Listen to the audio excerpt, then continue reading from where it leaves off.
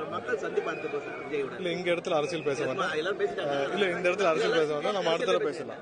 Summon கொடுத்திருக்காங்களே CBI. இதுவரைக்கும் summon வரல. இதுவரைக்கும் சம்மன் நாங்க ரிசீவ் பண்ணல. வரல. அது எங்க இருந்து ரூமர்னா என்னன்னு தெரியல. கண்டிப்பா வந்தால் நானும் எங்களுடைய பொதுச்செயலாளரும் நேரில் ஆஜராகி எங்களுடைய தரப்பு விளக்கத்தை கண்டிப்பா கொடுப்போம். இந்த இடத்துல அரசியல் பேச வேண்டாம்.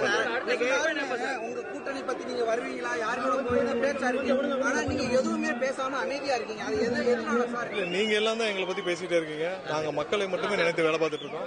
கண்டிப்பாக அதுல மக்களை பற்றி மட்டும் நான் நினைக்க வேண்டிய நேரம் அது.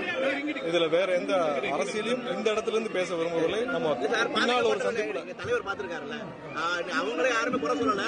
மற்றவங்க ஏன் பார்க்க போறாங்க இப்படி குத்த வீட்டுல அவர் பார்க்காம இவர். அதாவது ஆயிரம் குறைகள் யார் வேணாலும் சொல்லலாம். ஆனால் எங்களுடைய மிகப்பெரிய வாழ்நாள் வருத்தம் இந்த 41 உயிர்கள் பலியானது. கண்டிப்பாக அது எங்களுடைய வாழ்நாளில் இங்க இருக்கிற எங்களுடைய தொண்டர்கள், தலைவர்கள், எங்களுடைய தலைவர், எங்களுடைய தளபதி அனைவரின் வாழ்க்கையிலும் மறக்க முடியாத ஒரு வாழ்நாள் துக்கம். கண்டிப்பாக அதில் எவ்வளவு தூரம் நாங்கள் அவர்களுடன் கடைசி வரை துணை நிற்போம், நாங்கள் நிற்போம். இதில் எவ்வளவு விமர்சனங்களும் சொல்லலாம்.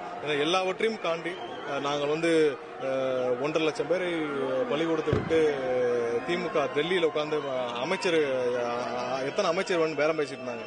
எங்களுடைய ஒரே நோக்கம் மக்களுக்கான பாதுகாப்பு, அவர்களுக்கு சுமூகமாக இருக்க வேண்டும் என்ற தவிர வேற எதுவுமே இல்லை. இதில் மக்களுடைய அவங்களுடைய பாதுகாப்பு, அவங்களுக்கு அதை மட்டுமே நாங்கள் கருத்தில் கொண்டு இந்த சந்திப்பை சென்னையில் வைத்தோம். வேற எதுவும் காரணம் இல்லை. நாங்கள் அங்கே போயிருந்தாலும் எல்லா ஆப்ஷனையும் நாங்கள் பார்த்தோம். அங்கே போகிறது, அங்கே எல்லாவற்றும் அங்கே எப்படி போகிறது, அங்கே என்ன சந்திக்கிறது.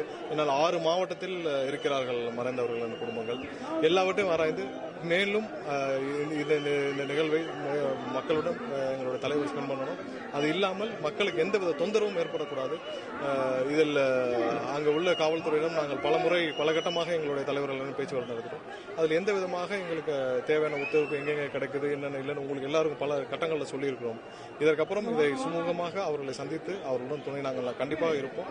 இது 1000 குறைகள் யார் வேணாலும் சொல்லலாம். ஆனால் எங்களுடைய வருத்தத்தில் நாங்கள் கண்டிப்பாக அவர்களுடைய துக்கத்தில் நாங்கள் கடைசி வரை இருப்போம்ன்றதுல எந்த இல்லளவு மாற்றமும் இல்லை.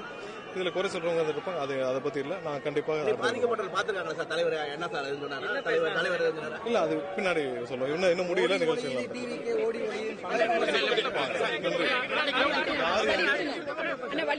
எங்கேயும் யாரும் மக்களை விட்டு நாங்கள் மக்களுடன் மட்டும்தான் இருப்போமே தவிர்த்து யாரும் எங்கேயும் ஓடி ஒளியும் இல்லை. எங்கே இருப்போம் கடைசி வரை மக்களுடன் இருக்கும் ஒரே இயக்கம், மக்களுக்காக இருக்கும் ஒரே இயக்கம் நாங்கள தான் இருப்போம். இதுல எந்தவித மாற்று கருத்தும் இல்லை.